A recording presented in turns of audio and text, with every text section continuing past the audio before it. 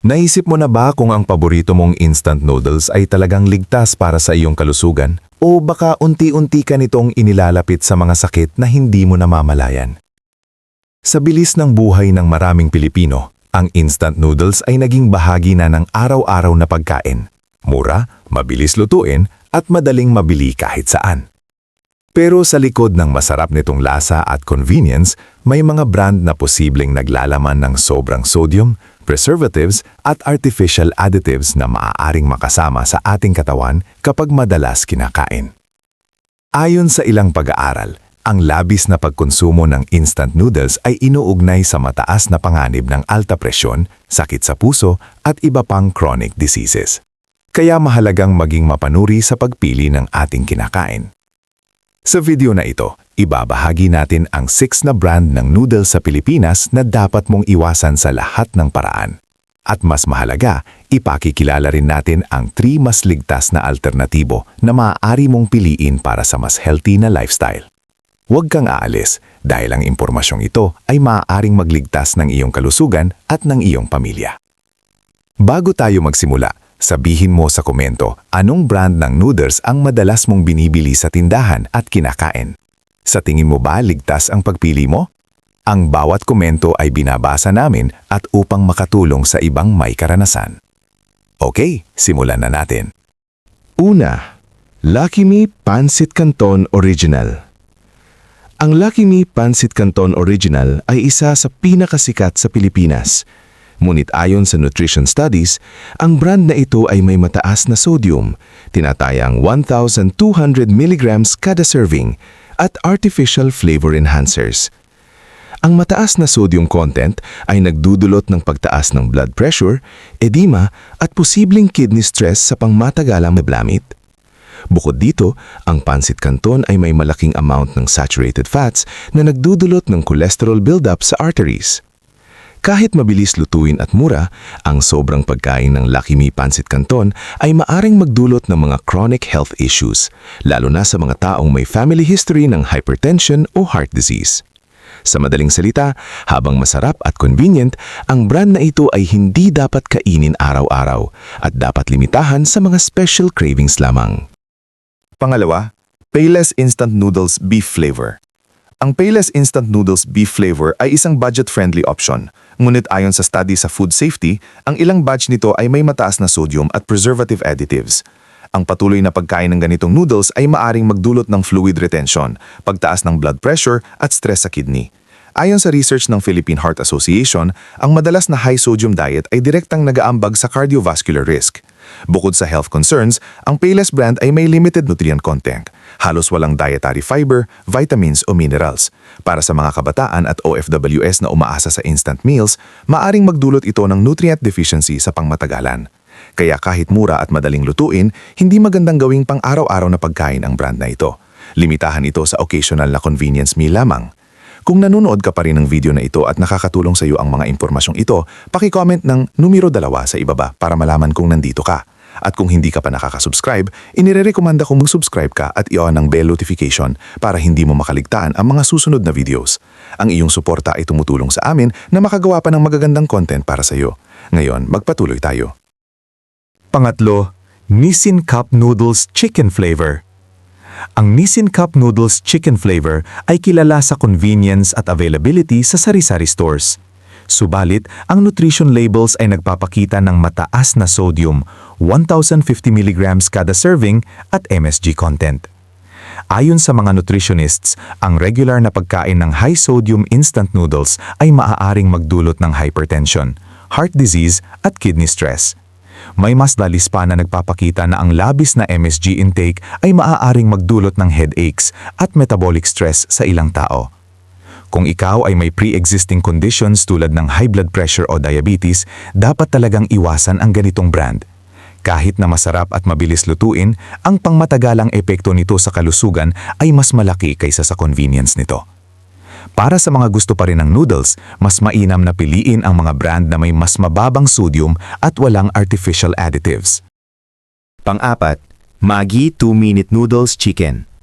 Ang Maggi 2-Minute Noodles Chicken ay isa pang kilalang brand sa Pilipinas, ngunit ayon sa iba't ibang food at nutrition research, may mataas itong saturated fat at sodium content na maaaring makasama sa kalusugan kapag nasobrahan ng pagkain. Sa unang tingin, parang simpleng merienda o mabilisang pagkain lamang ito, pero ang regular na pagkonsumo ay may seryosong epekto sa katawan. Ayon sa mga pag-aaral ng Philippine Food and Nutrition Research Institute, FNRI, ang madalas na pagkain ng instant noodles, lalo na sa kabataan at mga abalang Pilipino, ay may direktang kaugnayan sa pagtaas ng body mass index, BMI, blood pressure, at risk ng metabolic diseases. Kapag nasanay ang katawan sa maalat at mamantikang pagkain tulad nito, tumataas ang posibilidad ng obesity, high cholesterol, at hypertension sa paglipas ng panahon. Mas delikado pa rito, kadalasan ay kulang ito sa essential nutrients tulad ng fiber, vitamins at minerals na kailangan ng katawan araw-araw.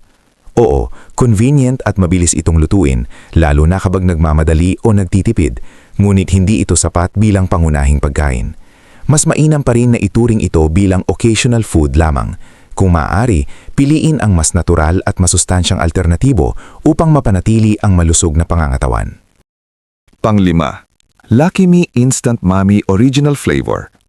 Ang Lucky Me Instant Mami Original ay isa sa pinakapopular at abot-kayang instant noodles sa Pilipinas, lalo na sa mga estudyante at busy na manggagawa.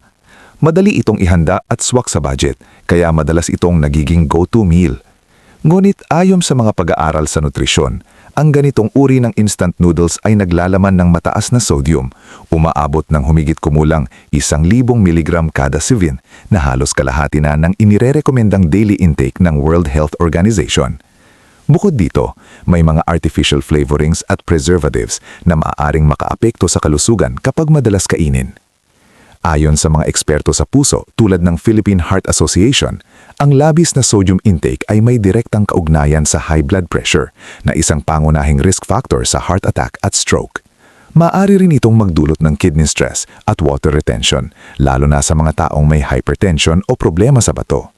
Kaya kahit masarap at convenient, hindi ito dapat gawing pang-araw-araw na pagkain.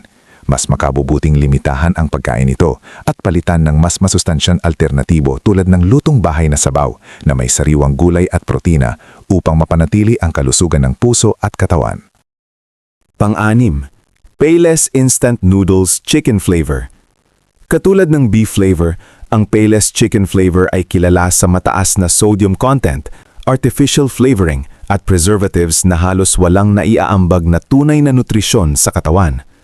Ayon sa mga pag-aaral, ang sobrang sodium intake ay direktang inuugnay sa pagtaas ng blood pressure na maaring humantong sa hypertension at sakit sa puso. Bukod dito, ang madalas na pagkain ng instant noodles ay may kaugnayan din sa metabolic syndrome, isang kondisyon na nagpapataas ng risk ng diabetes at stroke. Para sa mga kabataan at OFWs na umaasa sa mabilis at murang pagkain, mahalagang maunawaan na ang ganitong produkto ay hindi ligtas kung gagawing pang-araw-araw na pagkain. Maaring magdulot ito ng fluid retention, panghihina at unti-unting pagkasira ng kalusugan. Mas mabuting piliin ang masustansyang alternatibo tulad ng lutong bahay na pagkain na may gulay at protina upang mapanatili ang lakas at sigla ng katawan. 3 ligtas na brand na maaari pang kainin. Ayon sa mga nutrition experts at ilang pag-aaral sa food safety, may ilang instant noodles na mas ligtas kainin kung paminsan-minsan lamang at hindi araw-araw. Isa na rito ang Mayo-Jo noodles na kilala sa pagkakaroon ng mas mababang sodium at saturated fats kumpara sa ibang karaniwang instant noodles sa merkado. Mahalaga ito dahil ang sobrang sodium ay direktang inuugnay sa mataas na blood pressure at mas mataas na panganib ng stroke at sakit sa puso, ayon sa mga pag-aaral sa cardiovascular health. Gayunpaman, kahit na mas ligtas ito, hindi pa rin ito dapat gawing regular na bahagi ng pang-araw-araw na pagkain. Inirerekomenda ng mga eksperto na dagdagan ito ng sariwang gulay tulad ng pechay o carrots at bawasan ang paggamit ng seasoning packet upang mas maging balanse ang nutrisyon. Tandaan, ang susi sa kalusugan ay hindi lamang kung anong brand ang pipiliin, kundi kung gaano padaas at paano mo ito kinakain. Pangalawa, Mama Instant Noodles, natural flavors at walang MSG. Ang Mama Instant Noodles ay madalas na itinuturing na mas magaang na opsyon kumpara sa ibang instant noodles dahil sa paggamit nito ng natural flavors at malinaw na label na walang idinagdag na MSG o monosodium glutamate. Ayon sa ilang pag-aaral sa larangan ng food science, ang sobrang pagkonsumo ng MSG ay maaring magdulot ng pananakit ng ulo at pagtaas ng blood pressure sa mga sensitibo individual, kaya mas pinipili ng ilan ang mga produktong walang ganitong sangkap. Gayunpaman, mahalagang tandaan na kahit walang MSG, ang instant noodles ay mataas pa rin sa sodium at preservatives. Ayon sa World Health Organization, ang labis na sodium intake ay may direktang kaugnayan sa hypertension at sakit sa puso. Kaya kahit mas safe ang opsyon nito, pinakamainam pa rin ang pagkain nito ng paminsan-minsan lamang at iparis sa gulay o protina para sa mas balansing nutrisyon. Pangatlo, Indomie Mi Goreng. Moderate sodium, mas balancing ingredients. Ayon sa ilang pag-aaral sa nutrisyon, ang mga instant noodles na may mas mababang sodium at mas balansing sangkap ay mas hindi nakakapagpataas ng panganib sa high blood pressure kumpara sa ibang brands na sobrang alat. Ang Indomie Mi Goreng ay kilala sa mas kontroladong sodium content at mas maingat na timpla ng seasoning, kaya mas okay itong piliin kung hindi talaga maiiwasan ang pagkain ng instant noodles. Gayunpaman, tandaan na kahit ito ay mas better option, hindi pa rin ito dapat gawing pang-araw-araw na pagkain. Ipinapakita ng research na ang madalas na pagkain ng processed foods ay may kaugnayan sa sakit sa puso at metabolic issues. Kaya mas mainam pa rin na unahin ang sariwang gulay, prutas, whole grains at lutong bahay na pagkain upang mapanatili ang malusog na katawan at maiwasan ang sakit. Pangwakas na kaisipan. Ang instant noodles ay tunay na convenient at masarap, ngunit ayon sa maraming pag-aaral, hindi lahat ay ligtas para sa pangmatagalang kalusugan. Ang madalas na pagkain ng mga brand tulad ng Lucky Me, Payless, Nissin at Maggi ay iniuugnay sa mataas na sodium intake na maaaring magdulot ng hypertension, sakit sa puso at stress sa kidneys. May mga pag-aaral din na nagpapakita na ang sobrang processed food ay maaaring magpapababa ng nutrient intake ng katawan. Sa kabilang banda, ang mga brand tulad ng Mayojo, Mama at Indomie ay maaaring mas okay kung kakainin lamang paminsan-minsan at hindi araw-araw. Ngunit tandaan, wala pa ring instant noodles ang maituturing na tunay na healthy kung sosobrahan. Kaya ang pinakamahalagang aral, basahin ang labels, kontrolin ang dami ng pagkain, at mas piliin ang sariwa at masustansyang pagkain.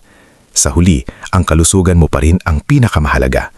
Kung nagustuhan mo ang video na ito at nakatulong ito sa iyo, mangyaring i-like, mag-subscribe at i-share. Ang inyong suporta ay tumutulong sa amin na patuloy na gumawa ng magagandang content upang kayo ay mabigyan ng kaalaman at inspirasyon. Salamat sa panonood at inaasahan naming makita kayo sa susunod na video.